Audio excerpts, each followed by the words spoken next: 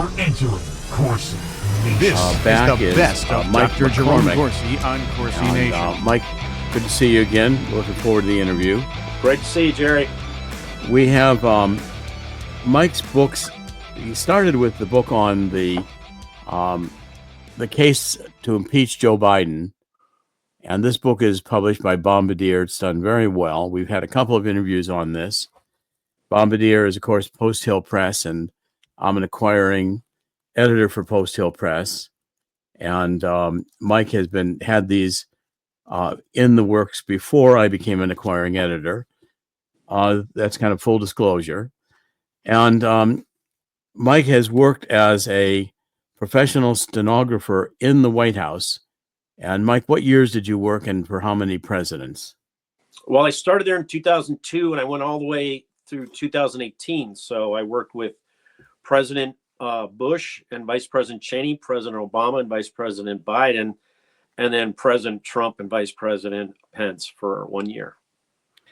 Okay, and so that gave you kind of a center seat at a lot of things that went on because you were there to do official records of what was said during various meetings that required a public accounting. Is that correct? Yes, it was mostly, it wasn't meetings, it was with specifically the press office.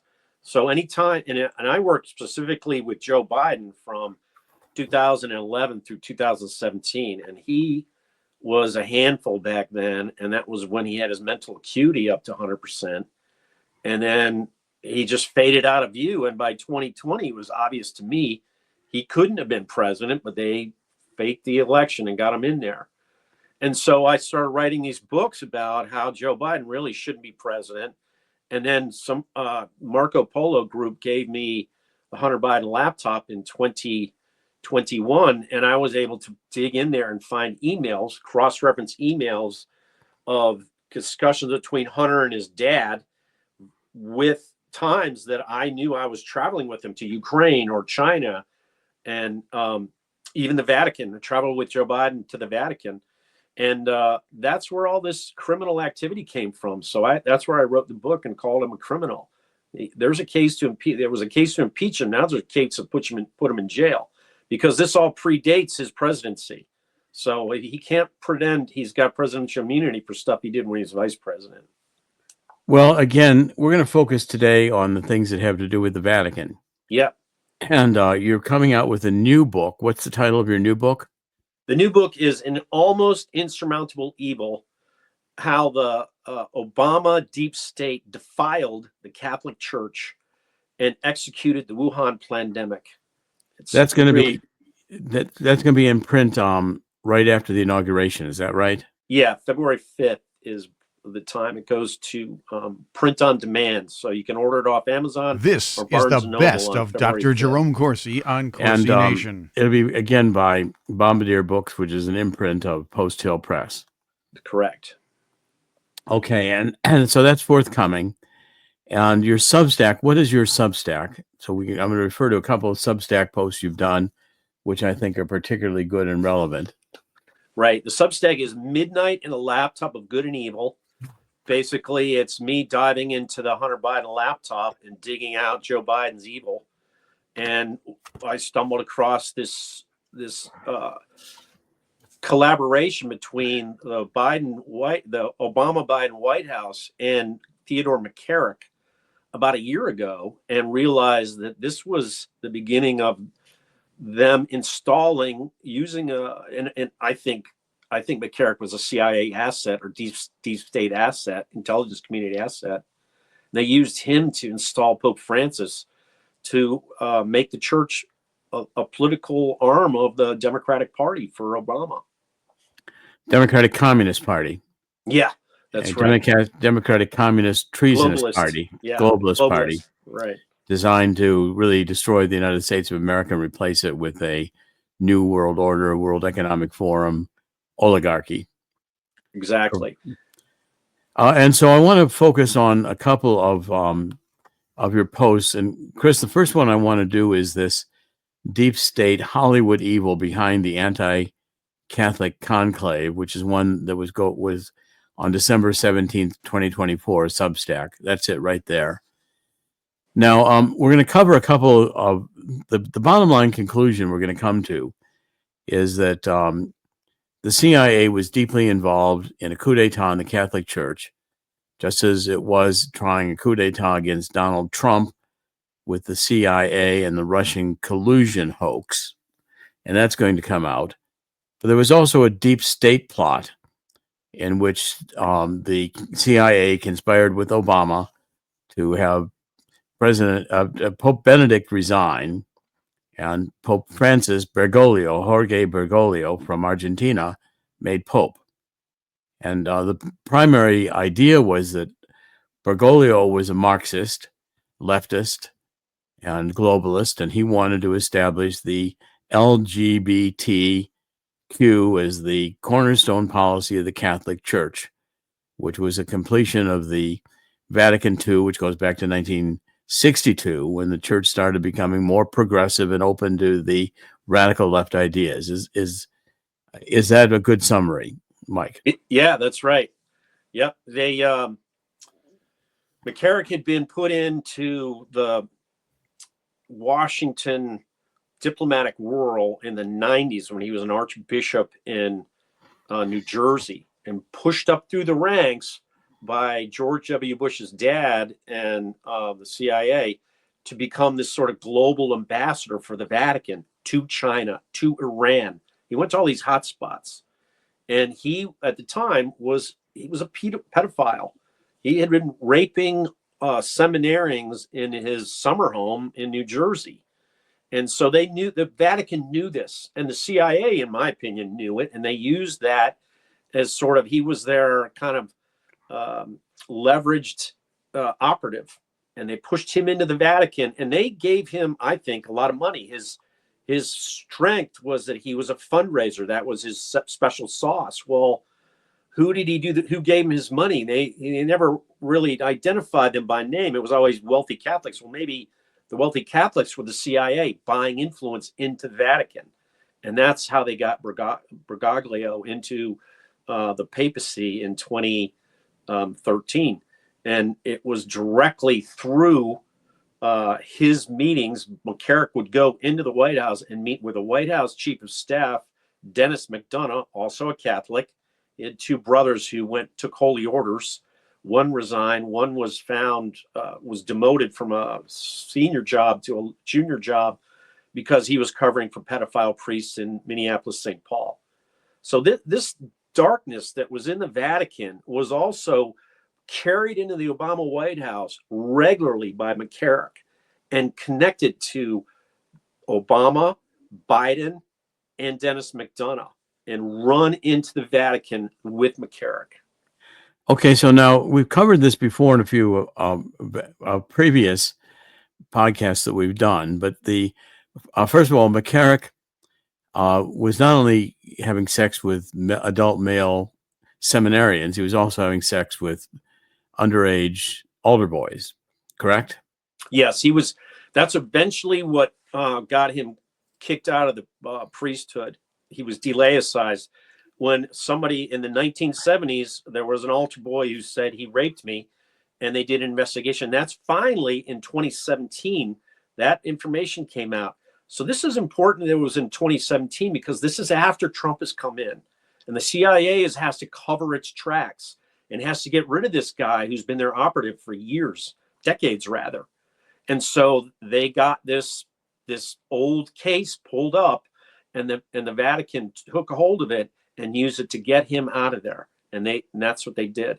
And then they started covering for Bergoglio because Bergoglio was he was a very close friend. They were very close. And McCarrick was his right-hand man in a lot of policy decisions, especially with China, betraying the Chinese Catholics, going into South America and setting up drug trafficking, human trafficking connections with the cartels. This is very dark, evil stuff that the Vatican was allowing to take place under the Catholic Church to promote the globalist agenda, to promote the Vatican agenda. And it wound up in my book that I write about, it wound up actually producing they connected into the rollout of the Wuhan virus, the Wuhan pandemic. The Vatican was part of that. So that all came out of Joe Biden's affiliation, Obama's affiliation with McCarrick and then with Bergoglio. And Biden is supposedly a Catholic too, as is Nancy Pelosi, right? Yeah.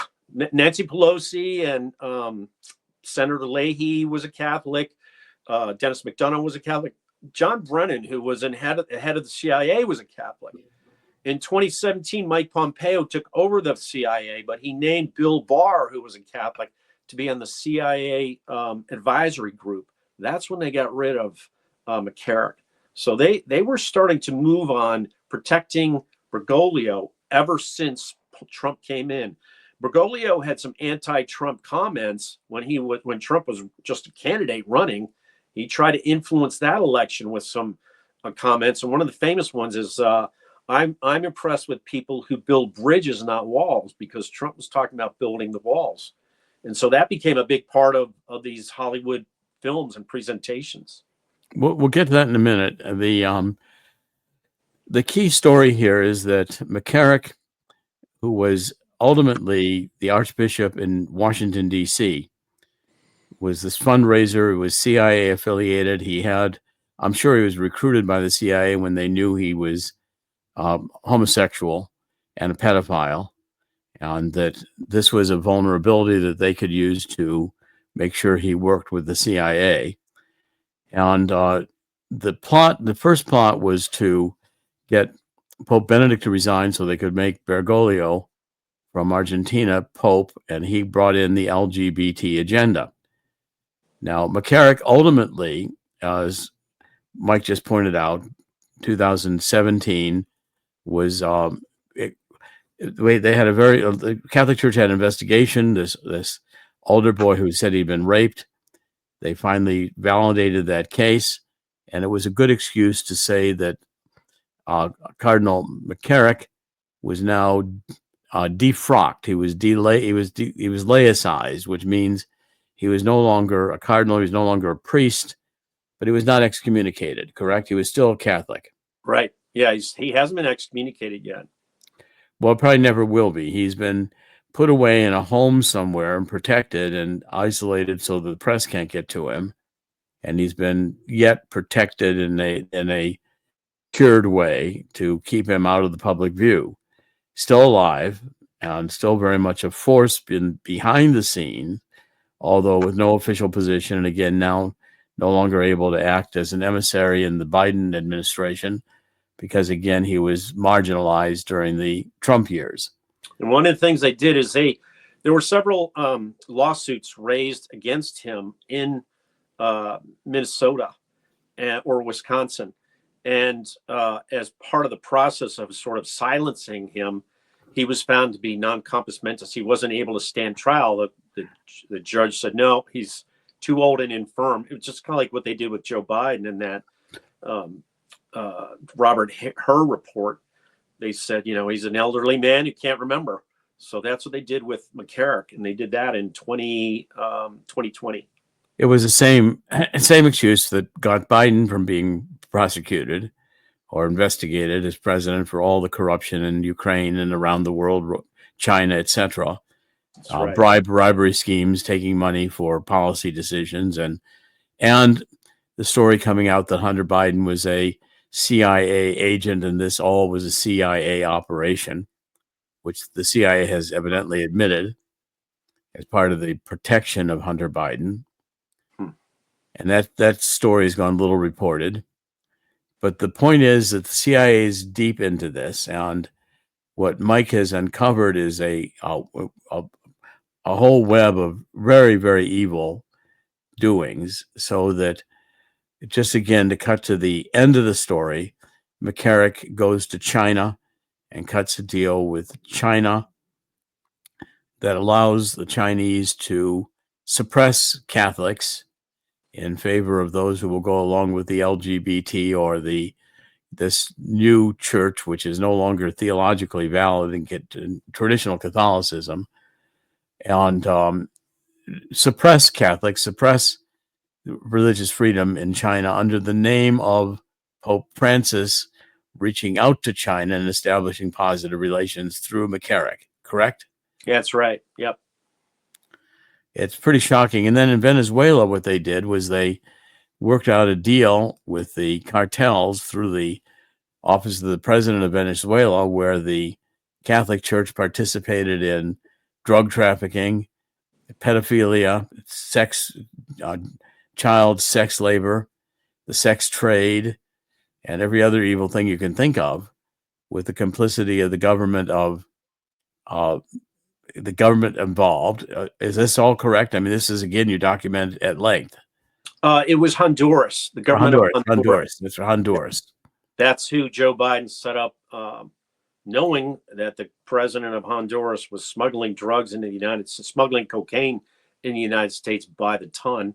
They set up a business deal with him, and McCarrick was part of it, of the negotiations.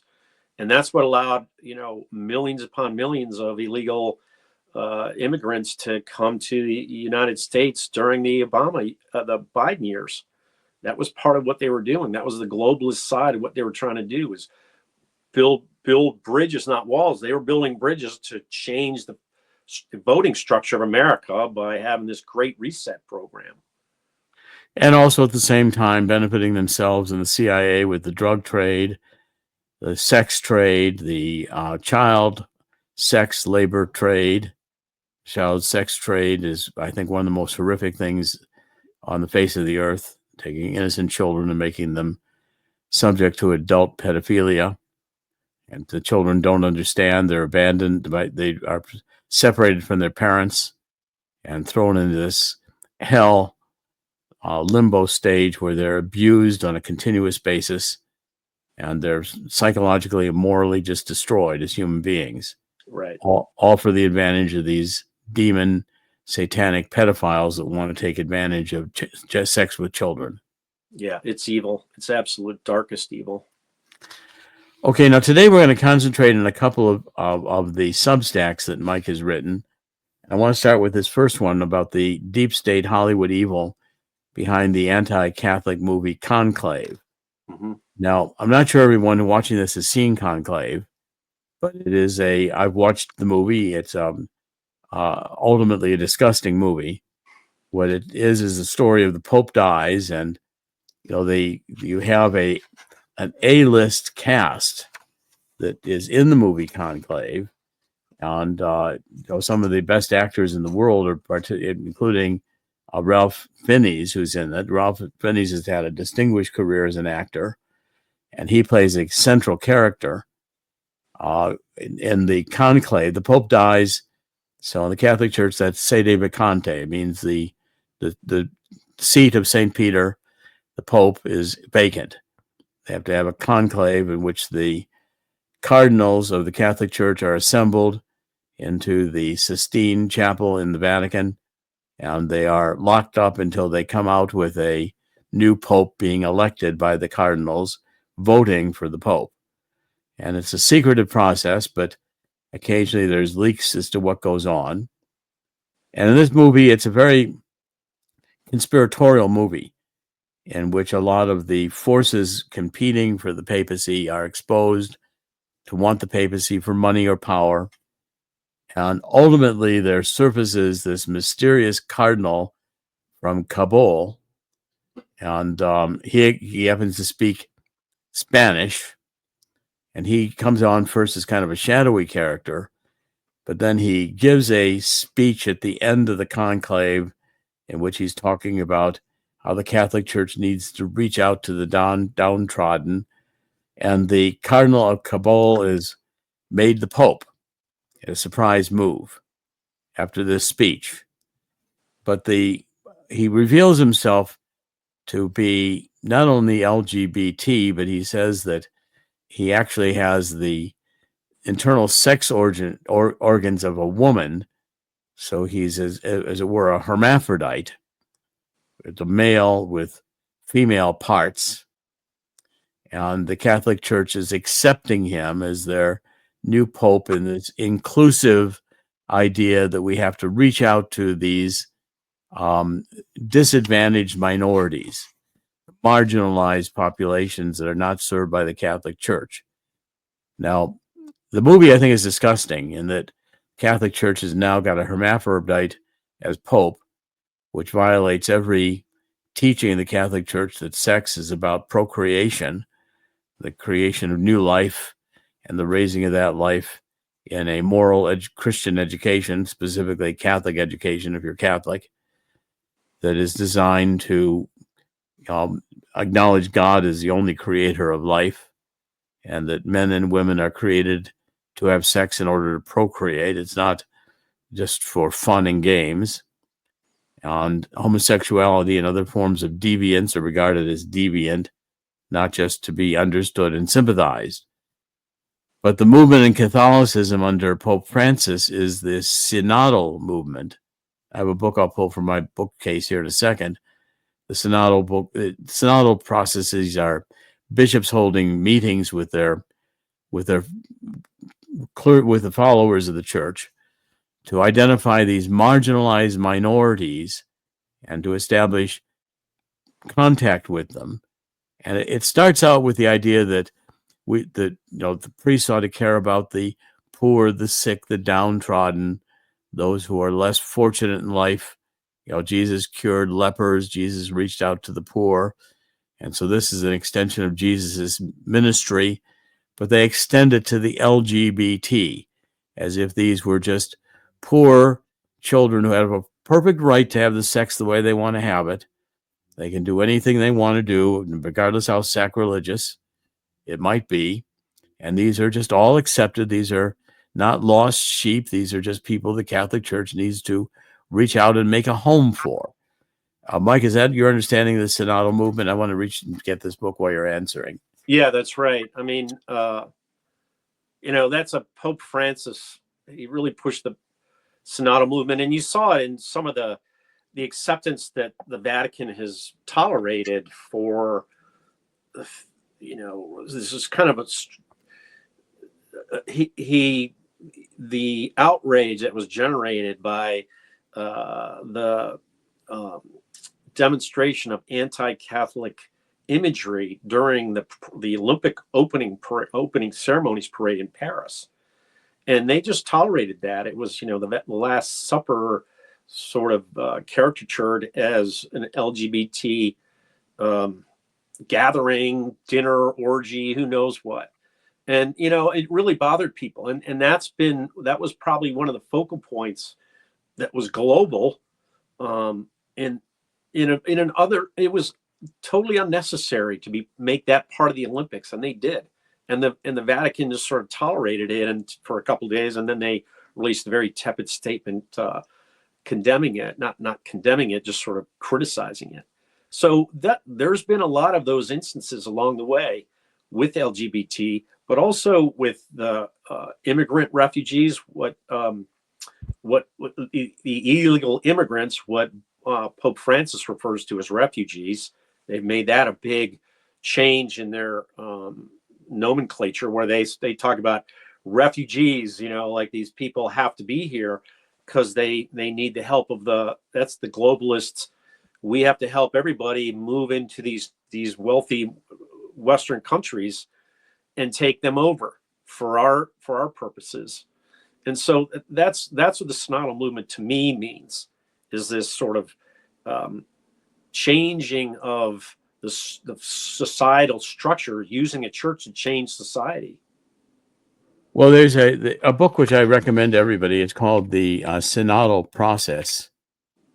Okay, and it's written by Jose Antonio Ureta, Ureta, and Julio Laredo de Izcue, Izcue, Izcue. A forward by Raymond Leo Cardinal Burke. Cardinal Burke is very much opposed to Pope Francis. And then it says, for instance, talking about the inclusion principle, which is part of the synodal movement of reaching out to these marginalized minorities. And the trick is very simple: to set out a word that looks very attractive at first, but contains a hidden meaning. That's with regards to diversity, inclusion, and equality, DEI. So it ends up meaning something quite different, perhaps even the opposite. And so, according to the synod promoters, the path towards greater inclusion, quote, begins with listening and requires a broader and deeper conversion of attitudes and structures. This, quote, conversion translates to one of its main goals, which is to accept LGBT. And so for decades, the so-called liberation theologists have begun to broaden the Marxist concept of the poor, that is the materially dispossessed, to include any category that feels oppressed, such as women, indigenous peoples, blacks, homosexuals, and so on. And so in the light of the synodal journey, the synthesis of the continental stage of synod for Latin America and the Caribbean was influenced by this Church of the Poor to accept the LGBT marginalized people as legitimate. Okay, so in the spirit of Jesus, we must include the poor, the LGBT plus communities, couples in second union, priests who want to return to the church in their new situation, women who have abortions out of fear, prisoners, the sick. Okay, so it's about walking together in a synodal church that listens to all kinds of exiles so that they feel at home. The church is a refuge for the wounded and the broken. Okay, now that blurs the idea that sex outside of marriage is fundamentally sinful and is fundamentally not in God's idea of procreation, especially not when you get into the advanced forms of pedophilia that these demons want to legitimate. Mike, you want to comment on that? Yeah, I mean, so I'm not anti-gay. I'm not anti-transsexual if somebody's transsexual when they're an adult. I'm not any of those things. I'm a Catholic. I go to church. Try to get my kids into church as much as I can. I don't think that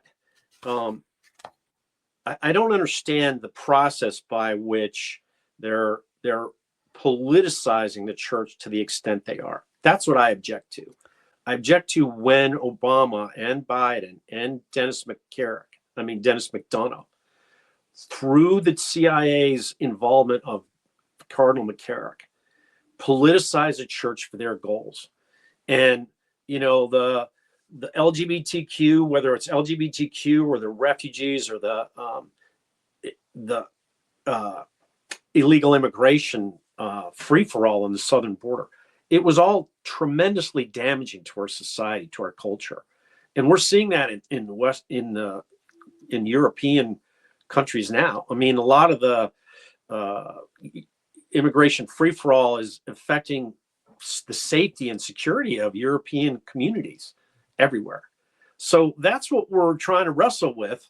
And the Pope Francis isn't the moral voice that we need right now. He's not doing that. And so we have to look at why was he put in there. And this is very insidious. The CIA put him in there for these purposes. And we have to pull back the veil, bring the sunlight in, and show people this is what you have there. I think they have to decide, is this what you want? Do you want the CIA running your religion? I don't. Well, see, I go a little further than you do, Michael, and that I say, first of all, if somebody wants to take a gun and shoot themselves in the head, my best advice is get out of the way. Probably not going to stop a suicidal from committing suicide.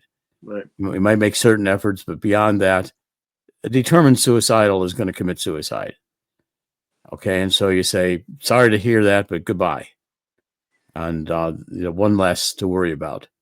And unfortunately, what's understood is that, okay, so these two homosexual men, they just love each other. Why do we want to interfere with them? Which was the public relations propaganda campaign run in the 70s, 80s, and 90s to normalize homosexuality, ignores all the brutal homosexual acts that are practiced, including the sacrilegious ones where they have homosexual sex with Jesus crucified on the cross.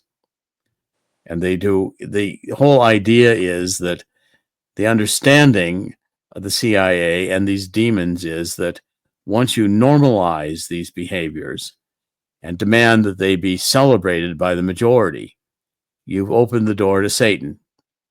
And these are ways in which the perversion that they are inevitably going to produce, and the confusion they produce, is determined to achieve the Marxist goal of destroying the family, destroying the society, and abandoning God, and embracing satanic rituals, which ultimately these various sexual practices gravitate towards.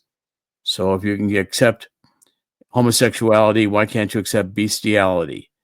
Accept bestiality, why can't you accept pedophilia? These men just happen to like boys. Who's to object? The boys probably like sex too. Okay, well, it's all crap. It's all nonsense. Yeah, that's what McCarrick was. That, you know, he kind of had that perspective. Yes. In investigations they did in the Vatican.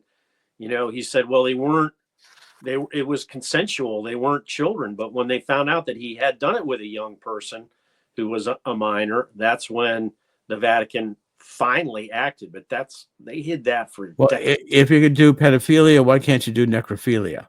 Why can't you have sex with dead people? Might as well, since you're not procreating. You have sex with dead people, why can't you have snuff sex orgies in which someone is killed in the process of sex to intensify the sexual excitement of those watching? In other words, where's the limit? Right. And it's understood that this is the way the psychology is and the way it operates. It's understood that once you've opened the door, you can't shut it. Okay, so traditionally, yes, we've had homosexuals, we've had transgenders, we've had every kind of perversion under the face of the sun, but they've been relatively small percentages, and they've been largely appropriately marginalized, so they don't become celebrated by the majority. Once they're brought into the Catholic Church and seated right next to the seat of St. Peter, if not on his lap, engaged in a sexual activity, then you've destroyed the fundamental moral character of the Catholic Church, which was the goal of these demons to begin with. So I'm saying this was a well-understood plot that was architected in order to destroy the church. And McCarrick knew what he was doing, and he was evil in the process. Now, we may disagree on that, or you may not want to come out and openly oppose gays and the others, and I understand the political hesitancy to do so. I'm objecting to the politicalization of deviant sexual behavior in order to destroy God and God's values. And that's where I draw a really hard line on this. Now, this is the best of Dr. in your Jerome first article Corsi on Corsi when Nation. you picked up the Conclave as a movie, one of the things I thought you did extremely well was that this hermaphrodite, who is the cardinal from Cabal, who enters into this kind of surreptitiously, speaking Spanish, gives a speech to the conclave just before he's made pope. Right. And the speech is about inclusion. It's about reaching out to the poor and to the downtrodden. The church has to venture into the areas of where people are oppressed. And while the cardinal from Cabal never mentions that he's a hermaphrodite, that's not disclosed until the very final scenes of the movie. And it's kept secret between him and, you know, Ralph Fiennes, the character Ralph Fiennes plays, who's sort of the manager of the conclave. And, you know, so there's no real big reveal of this guy's actual physical, makeup. He, you know, in the movie, he professes that I was made perfect by God and therefore I'm okay to be Pope. And that's what I believed. And so that's the acceptance level they're trying to promote through this movie. Right. And trying to marginalize an almost a physical impossibility that, you know, how many human beings are born male, genitalia, with internal female organs? I mean, it defies not only logic, but it defies medical practice. It may have occurred once. I mean, there are Siamese twins born. There are children with various deformities born. You get thalidomide, you can produce all kinds of abominations in terms of the birth of these monsters. But it doesn't mean they're normal. It doesn't mean they need to be celebrated. In fact, what this movie is doing is it's elevating this hermaphrodite as if this were the epitome of the sexual, as it were, pyramid, where the hermaphrodite's at the top, the pinnacle.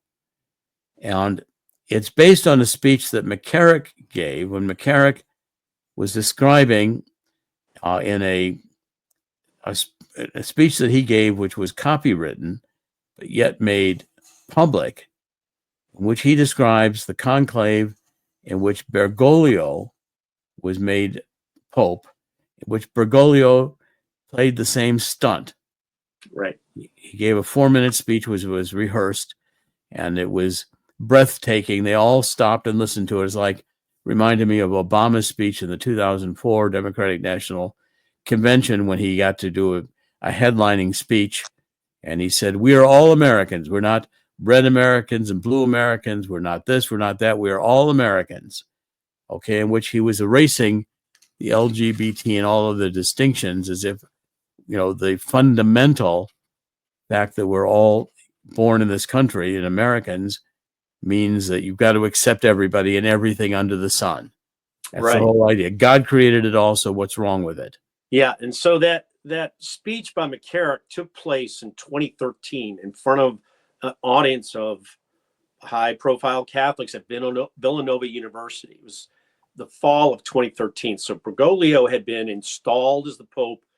And so McCarrick sort of walked through his experience as being in Rome. He was a retired cardinal, so he couldn't vote, and he wasn't in the Sistine Chapel as a voting cardinal. He was there discussing and, as it turns out, influencing cardinals on how to vote. And he talked about this amazing event, that this speech that he called it 4 minutes that changed the conclave. That Bergoglio had this speech where he talked about the church on the periphery. Well, that's supposed to be secret. That's supposed to be top secret. There are vows of secrecy that take place that were what was said in the Sistine Chapel for this conclave. And it got leaked out. And who did it get leaked out to? McCarrick somehow got it. And then it wound up in a newspaper. And McCarrick says in this speech he gives at Villanova, he goes, "I can only talk about this with you because it was in a newspaper, in an Italian newspaper, was written about." Well, how did they find out about it? I think the CIA influencer McCarrick found out about it and leaked it to the newspaper. So he started the whole process of informing and influencing through the newspaper. He did another newspaper article previous to the previous to the conclave, as soon as Benedict retired, there was a national Catholic news organization that interviewed him, and that one of their questions was, "Well, is Cardinal Bergoglio from Argentina potentially a pope? Will we see a pope from a non-European country?" And that became the headline of the article. And McCarrick, of course, said, "Yes, we will. I think we will. We almost had it last time." So they're talking about things that are secret into the media, and that's how the CIA operates. And that's what he was doing. Well, and again, this is part of the whole modus operandi, where the press is a willing accomplice of the CIA and is going to be willing to publish their stories, lying or not lying, in order to open the window for McCarrick to go public with this and set the stage for this kind of a stunt to be played when, Bergoglio is elected. Right. The next thing we're going to show is that this almost word for word, the same stunt is played in the movie Conclave, normalizing this hermaphrodite, again doing a very similar dramatic speech in Spanish, and Bergoglio spoke in Spanish when he spoke to the conclave. Right. And I want to play, Chris, if you'll cue up the McCarrick clip here. I'd like to play it because this, again, there's a confluence here between the CIA, the deep church, as Archbishop Vigano calls it, and it's in the other story, in the other article, Chris. It's in the first article on the deep state Hollywood evil behind the anti-Catholic And that's it right there. So we're going to play that in a second.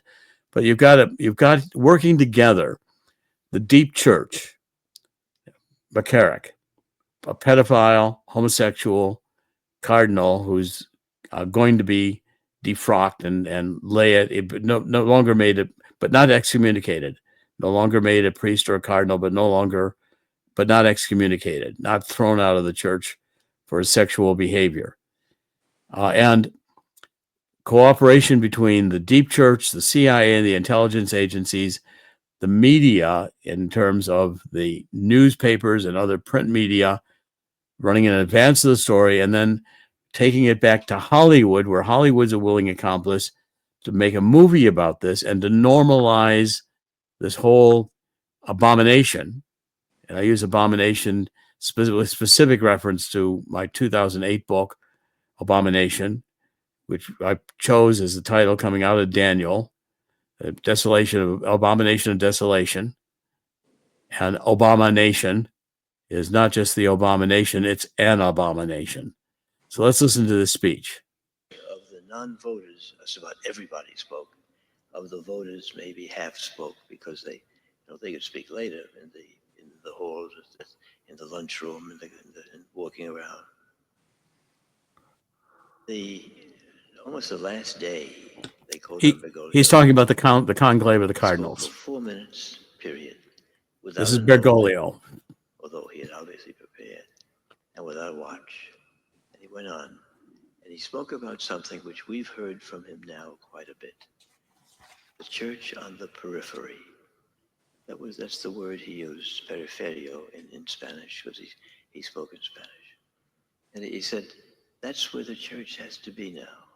The church has to be where people are hurting, people are discriminated against, where people are very poor, where people are very sick, where people don't have homes, where people don't have rights, where people are afraid,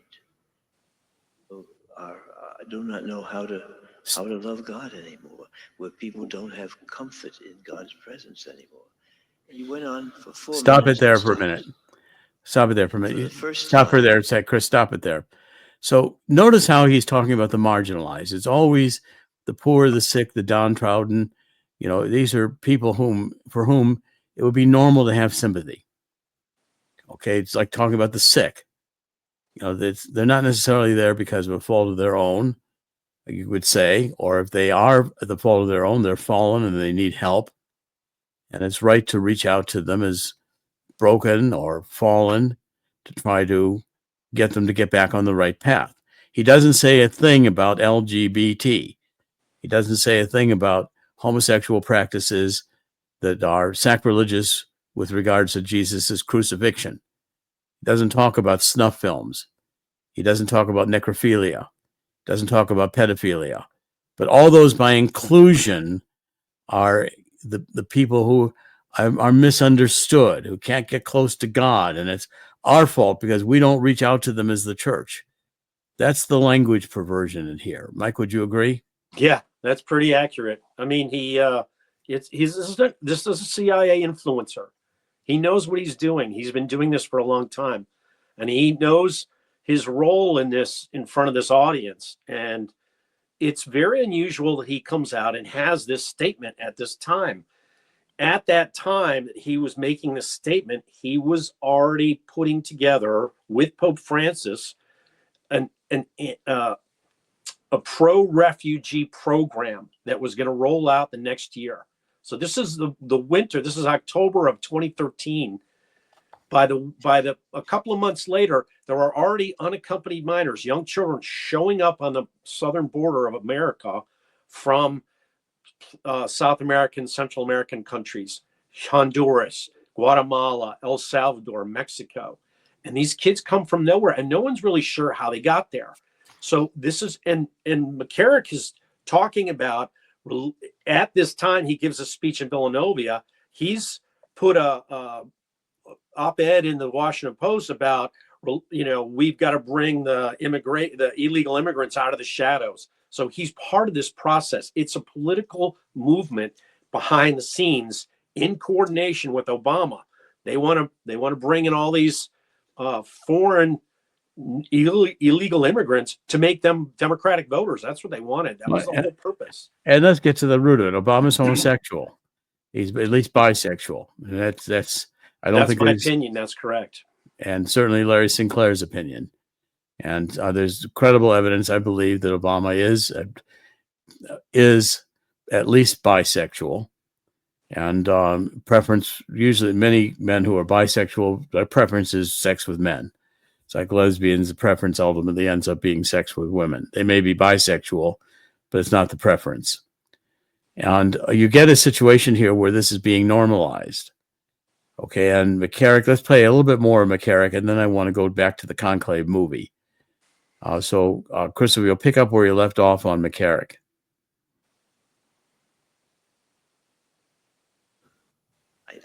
I've been trying to say, did I make this up after he was elected? I don't think so. For the first time in those other days, there was a silence after he spoke, about 30 seconds, and nobody, the Cardinal stood down, didn't say, "Thank you, Your Eminence, I now call on Cardinal so-and-so." It was just a pause there, because he hit a nerve somehow. There was some contact there, and I think there was a Italian newspaper who found out about this. That's why I can talk about it, and wrote in the paper, 4 minutes that changed the conclave. Because before the conclave began, we had 4 minutes of Bergoglio talking about things that others have talked about, but doing it in a special way, and it made a difference. Was that part of it? Who knows? Was my friend who said, push Bergoglio, did he say it to a lot of people? I don't know. Because what I wanted to do now is to talk about something that's very special to me. And I don't know if you know about it. I want you to know about it. You know, when the Pope is elected, the cardinals who are electors go into the Sistine Chapel. Now, some of you have seen the Sistine, been in the Sistine Chapel, so you know what it looks like. It's a sort of long and relatively narrow room. Well, it's a chapel. Let's say the altar's up here, the door is there. There are 2 long wooden benches on this side, 2 long wooden benches on the side. The cardinals sit behind them. And you can get like 30 people at each bench. You have 120 voters. That takes care of it. 30, 100, 120. There were 115, 114 voters at this last election. So they were there. And what you do, in order always, you know, when I went to the last election, you know, in front of me was the Cardinal of Dublin. Behind me was the Cardinal was Pedro Rubiano, the Cardinal of Bogota. You're always together. And what you do, you fill out your little card. You have a card. It says, "Eligo in summum pontificem." I elect as Holy Father, as Supreme Pontiff, and you write a name in. You have it in your hand, and you walk up with it in your hand. When you get to the altar, now this is the Sistine Chapel, and those of you who have seen pictures or have been there, you know that behind the altar, this wonderful, powerful painting of Michelangelo's Last Judgment. And in front of that, you take this oath. You've taken oaths of secrecy before, but this is the last oath you take. And every time you vote, you take. You know, if you vote 5 times, this last election they had 5 times. Every time you vote, before you put your piece of paper with the name on in the urn, you say in Latin, "Testor Dominus Jesus Christus, qui me judicaturus est." It's all the part I remember. It's in Latin. "I call on Jesus Christ, my Lord, to be my witness. He who will judge me." And there you're standing before this great, wonderful, powerful picture of the Last Judgment. "He who will judge me. The man I am voting for is the one who, under God, I believe should be Pope." Now, what does that do? If you really believe that and you say it, it means this is no longer an election. This is a discernment. You are trying to discern God's mind. Okay, let's quit it there again. What God That's enough right there. So now they've gone and advanced this to where it's not just the election of Bergoglio, it's God's intention that Bergoglio be elected. Right.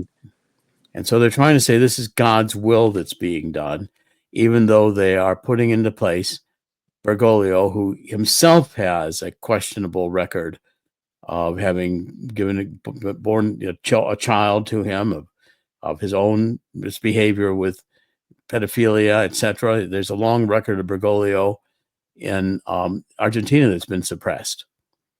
And again, they're saying that because they went through this process and this speech that was given, this was a magical moment in which God influenced the cardinals to pick Bergoglio because that was God's choice. Okay, it's a very clever psyop. Yeah, and what I find really interesting about what he just said is he goes, if you believe it. So to me, that tells me that he doesn't believe it. He doesn't believe it. He doesn't believe it. He's just saying, if you buy this stuff that we're doing, then this is what it means. But if he's a believer, he would never say, if you believe it. No. He would just say, this is what it means. This is what it means. We're discerning the mind of God. He wouldn't say, but he wouldn't qualify it with that, if you believe it. That's qualification the evil that's in there. That's the evil that's in there. That's a giveaway. That now his evoking of this argument is now a manipulation because he doesn't believe in it. He wants you to believe in it. That's Okay, right. let's finish this out, and then we're going to go to a clip from the movie. Okay, go ahead. We're not going to go to a clip. We're going to go to an interview with the director. So, Chris, you want to play the remainder of McCarrick's presentation at Villanova? Just a couple of minutes more. The man whom I'm voting for is the one whom I believe God wants to be Pope, not the one whom I would like to be Pope, not my buddy, not the fellow who's going to give me a better diocese, so will give me will give me a place in Rome, not the fellow who's going to give me a lot of auxiliaries, not it. The one that I believe under God that God wants to be Pope. That really it takes it out of the realm of elections, out of the realm of, my buddy, my friend. Puts in the realm of God. You try to read the mind of God. That's precisely what the fellows did. And I think they read the mind of God, and I think they came up with Cardinal Bergoglio. Okay, stop right there. That's enough for that, because that's the crux of what he had to say. Okay, now we've made the argument. Now let's go. There's earlier on in this Substack, and again, Mike's Substack. Mike, what's the name of your Substack? Midnight and the Laptop of Good and Evil. And your published book is this one on the case to impeach and imprison Joe Biden. Correct. And your forthcoming book is titled? An Almost Insurmountable Evil, How the Obama Deep State Defiled the Catholic Church and Executed the Wuhan Plandemic. We're going to make sure that Kash Patel is aware of your book when he comes into the FBI, and Pam Bondi, and we have several people to recommend for the FBI that could help investigate this, yourself included. And we're not going to let this is not going to pass under the rug. It's not going to be forgotten about. There's deep crimes being committed here. And I can be a witness in front of a grand jury and put Joe Biden, specifically nail him down as a criminal. And same with other people in that whole conspiracy they had. There's a lot to it. Well, let's go to the clip from the movie. And Chris, it's the part where this need proof that the Conclave, the movie, is a psyop weapon. Here's high art Hollywood promo clip of its director, Berger, rationalizing that his movie's ugly ending was an act of love. Okay, so that's a little bit earlier. It's not that clip right there. Keep going. That's the clip right there. Let's play. They just passed it. Let's play that clip. I had a small pickup on Conclave. Just we had some money left over. I was asked, "Do you want to do anything?" I said, "Great." What was it? Everyone's asking. It was Carlos's the Pope's, the future Pope's speech in the end. I did it in Spanish. October 7th it happened. And I felt some of the feeling of the speech should change a little bit. It just felt like different. In the time, somehow felt different. It's never mentioned, of course not, but it's somehow the feeling that we had after those attacks. Peter and I felt, and Tessa felt, we need to somehow change the language of it a little bit. How did they inspire that then? Some of the feeling of it was different, more.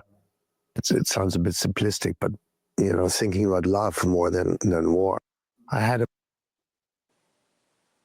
Okay, so if we go earlier, a little bit up above, there's a clip from the movie in which the movie says that this is war.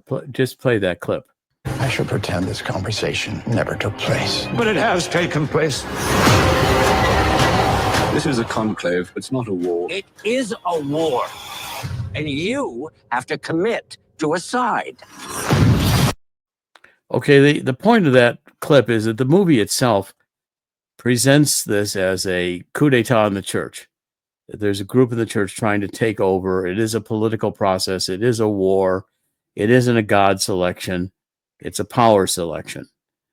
And the speech that given in Spanish and presented in English in subtitles to an audience that doesn't speak Spanish hides the fact that it is the same inclusion speech that Bergoglio gave in terms of we have to deal with the downtrodden and with this cardinal from Kabul who is attractive.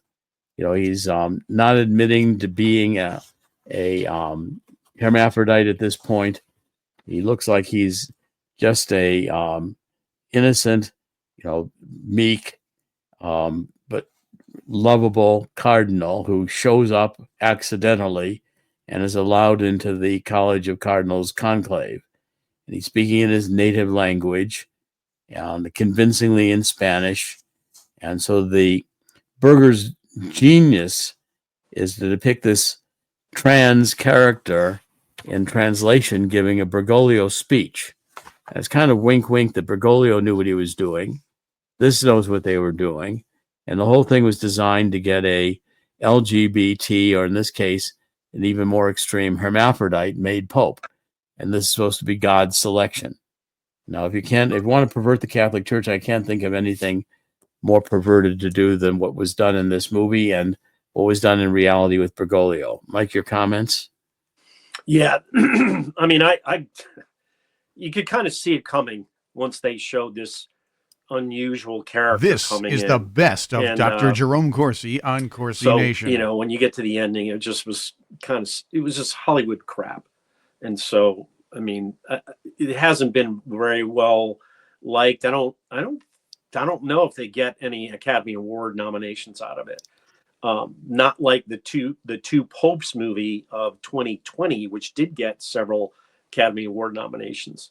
And that was almost along the same lines, where they politicized the story about the election of Pope Francis specifically.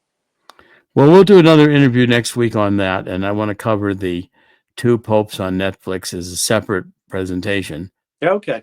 But I want to refer to a couple of things that Archbishop Vigano has written, and you're close to Archbishop Vigano, and I have been as well.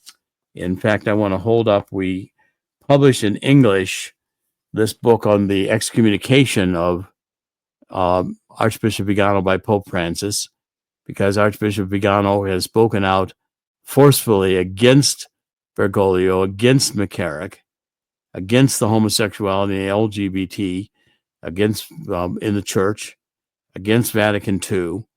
And the book is J'accuse, and it is the subtitle is Shedding Light on My Excommunication.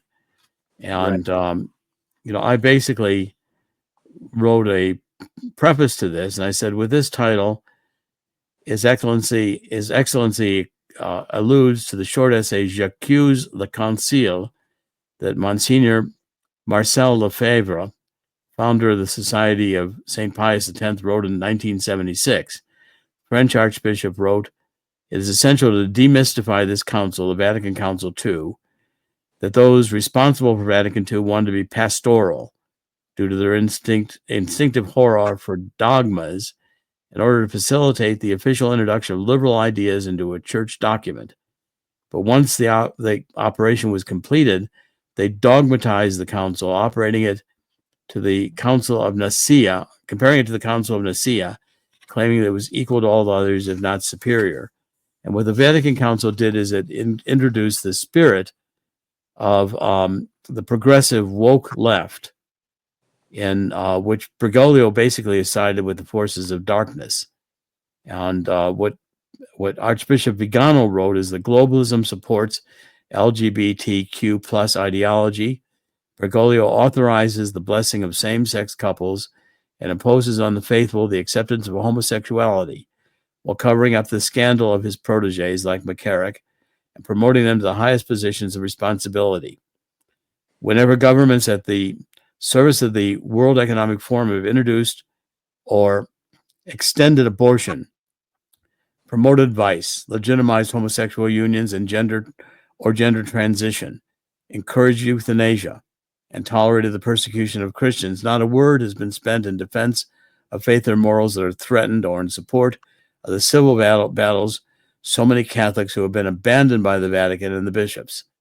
The Catholic Church has been slowly but surely taken over, and Bergoglio has been given the task of making it a philanthropic agency, the Church of humanity, of inclusion, of the environment, at the service of the New World Order. But this is not the Catholic Church. It is her counterfeit. And I think, Mike, you'd agree. Yeah, that's right. What Bergoglio has done, what Pope Francis has done, is he's defiled the Catholic Church, and he did it to promote the globalists. He wouldn't be there in the Vatican if he didn't make a deal behind the scenes through McCarrick, with Obama, with Biden, through Dennis McDonough, and the globalists that backed him, the World Economic Forum people. There's a picture in the Substacks I have of McCarrick going to the World Economic Forum in 2008. So in the winter of 2008, he went to the World Economic Forum. That's when Obama was running for president as sort of this unknown long shot candidate. And then he comes through, and maybe that was McCarrick's duty there, was to tell the World Economic Forum, hey, keep your eyes on this Obama guy. He's going to do it. So, McCarrick, if you understand him as I do, as a sort of a influencer, CIA-backed influencer throughout his career, then everything he does, the dots connect from the George W. Bush White House through the Obama White House to the election, through the election of Barack Obama into the election of Pope Francis. And now what we have with this horrific situation in the Vatican, and it was the reason I called the book An Almost Insurmountable Evil, is because we had a chance to vote ourselves out of it. And we did when we elected President Donald Trump in November. So that was the whole point. And, I wrote that book, The Almost Insurmountable Evil, over the summer and tried to get it published right before the election. There was so much going on. We couldn't get it out. Now it's coming out after Joe Biden is out of office, which I think is good, because there's things in the book that are crimes or will lead to investigations. He won't be able to pardon people that are named in this book. So we're kind of skating around his pardoning proclivity, and I'm glad for that.